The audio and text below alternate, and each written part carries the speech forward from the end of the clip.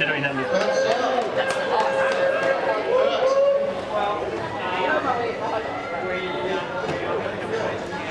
Are we having fun yet? Are we having fun yet? It is great to see a steampunk event like this growing into Adelaide. To see so many friendly faces and brilliant outfits. Thank you so much to the organisers for putting on such a marvellous show. However, I'm not here today to wax lyrical about the event, brilliant though it is. I'm here to wax lyrical about a friend of mine, Karen Carlisle. Karen has been a lover of steampunkery for much longer than myself. I believe one of her first formal outings was back in 2008, well before I had the honour of meeting her. Is that about right? She has since been a stalwart of the steampunk community, attending the great majority of events in steampunk outfits. And not just any thrown together outfits, well constructed and delightfully imaginative ones. Of what I've seen, there's been a steamed scout complete with badges, a winged aviator and a fairy hunter. She was part of the fringe event, Maiden Flight of the Olympia. Basically, if there's a costume event, Karen will be there representing the steampunk community. And now she can add another cog to her steampunk paraphernalia, a book. Not just a fan fiction posted on the internet, but an actual paperback that you can hold in your hand right now. Well, you could if international postage worked the way that she wanted it to. I like to think of myself as a writer. I like to dabble in stories, none of which shall ever see the light of day. But Karen is an author. I'm kind of chuffed that I actually know an actual published author. And not just any author trotting out some blather for the masses. I know from following her on the Book of Faces, in which she meticulously researches her subjects, searching out correct maps and place names for her given places, given times, for weather for a certain location at a certain time of year, the science behind her subject and her inventions, and I know for a fact the other day she was despairing that there was no word for the scent of the roses. Despite her works being set in a fictional time zone, she makes them as factual and believable as possible, and this is the art of a true writer of steampunk fiction. She takes pseudoscience and gives it a ring of the truly plausible. I've been lucky enough to read a copy of the short stories and the novel, and I found myself transported to the place her imagination set out to describe. So I was gunning for the heroes, hissing when the bad guys showed their faces and embarked on another nefarious scheme or murderous spree, and I was waiting for Mr. Collins to make his move on the delightful Viola, a woman ahead of her time. Does any of this come true? Does Viola get her man? Does she defeat the evil men in grey? Well, you just have to read it for yourself and see. And there you have it. Karen has for sale her first book, and it is clear that there are many, many more to come. And so at that, I introduce you to the accomplished writer, published author, and all-round steampunk enthusiast, Karen Carlisle.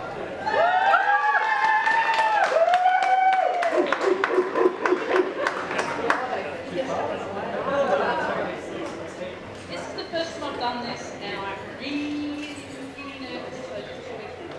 Okay, they say I'm supposed to tell you a little bit about myself first. Sorry? Can you hear that? Yeah. Okay. Some people know me as Cat. And thank you for all of me. Basically, this all started with trying to look at the things I was going through, and out of that was born a character. She's actually an optician. Wasn't allowed to be a doctor at the time, and she does have this professional for detectiving and getting herself and her friends in trouble. So, mostly people expect me to read a bit of the book. So, do you really want me to read a bit of the book? Yeah. Okay. So this one's about a third of the way through. The two main characters are Viola, who is an optician. She's a widow. Her husband was a doctor. She couldn't be the doctor, so she's become an optician. And her friend, who is the local police surgeon. So they're just having a picnic. So Viola tugged gently at his jacket and shook her head slightly. No, let's go. The man lifted his head towards them, searched the surrounding streets before taking his hat. He smiled, a crooked smile that made Viola feel ill. Henry Collins, why am I not surprised to find you here on Harley Street? Finlay nodded his head in Viola's direction. Miss Viola Carrington, he said. He glanced at their entwined arms. His smile dropped fleetingly, only to return with a new passion. Or should I say Mrs. Collins? Ah, replied Viola. She shook her head and extracted her arm. Mrs. Stewart, actually. "And where is dear Donald?" Finlay asked. Viola did not reply. "Donald Stewart was buried over 2 years ago," Finlay whispered Collins as they shook their hands. Finlay tilted his head to one side, turned to Viola and narrowed his eyes. "Such a pity for one so young," he said. His gaze skimmed over the eye patch. "How wonderful to meet you again, Mrs. Stewart." Finlay bowed with unnecessary flourish, his gaze never parting from her face. His hat jiggled as he straightened and nodded briskly. Viola swallowed.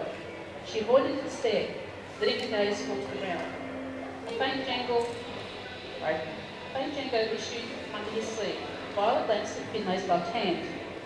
Was that a glint of bronze near the cuff? Finlay smiled and clasped his hands behind his back. "Mr. Finlay," acknowledged Viola, with only lips. She took half a step backwards, placing her arms between them. "Dr. Finlay now," he replied, "but I preferred it when you called me James, Viola." "You returned to study then, but not in Edinburgh," asked Collins, as he straightened his shoulders. "No," said Finlay. "Europe. They are much more open-minded than the continent." "Where do you practice?" Finlay asked Collins. "Whitechapel. I work at the Royal Hospital and do a bit of work for Highlands. Someone has to see to them," he replied. "What finds you here in Malibone?"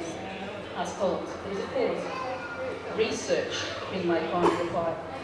"Did you attend the research lecture last night? A friend of mine mentioned something about Adventures of Viola Stewart," said Collins. Finlay's attention lingered on Viola, eyeing her up and down slowly. "Yeah, that's it."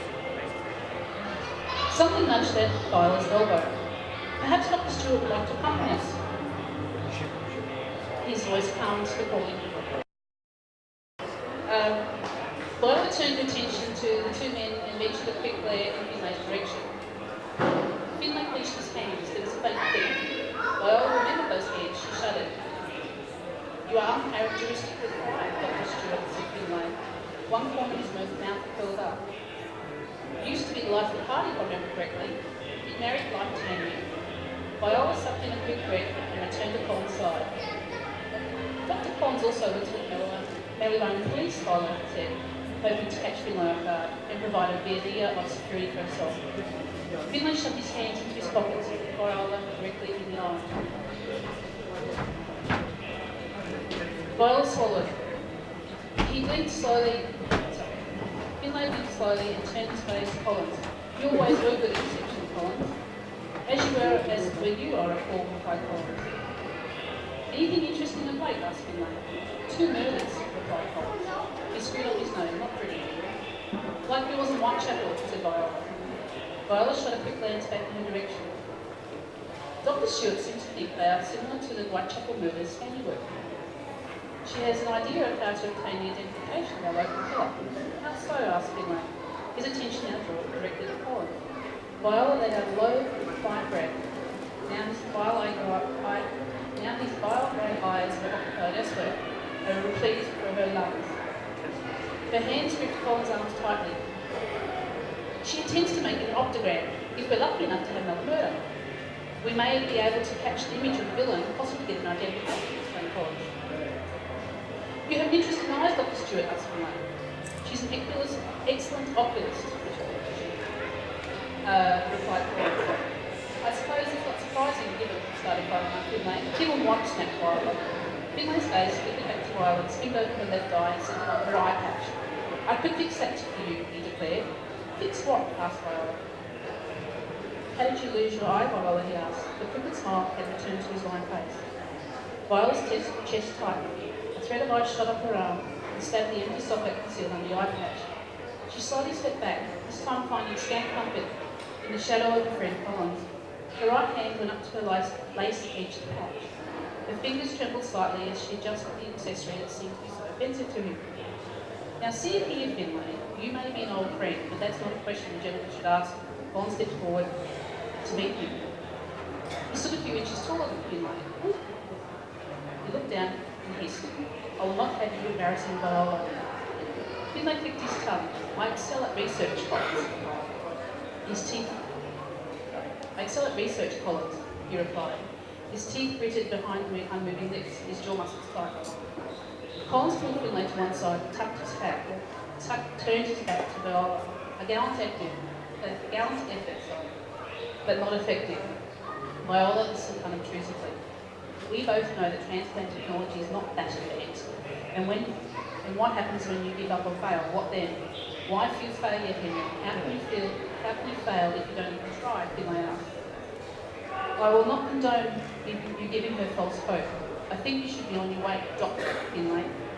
Colin's grip tightened on Viola's arm. He placed his hand on Viola's. Its warmth flowed up her arm. Viola bit her tongue. She did not need anyone to buy her battles for her, but she looked up at Henry. Thank you, Henry, she thought. Finlay spun his heel. The tip of his cane tapped like a footpath as he strode off to the left. Something jiggled on his billycock hat. Something Viola had not seen as she had stood on the blind side. Icy tentacles gripped Viola's heart. She froze. A small feather jumped out from her headband, its shaft wrapped in silver thread. A red feather. That's when they meet the antagonist, which is Echo, for the first time since they've been at university, and that sort of starts the whole thing. So, thank you.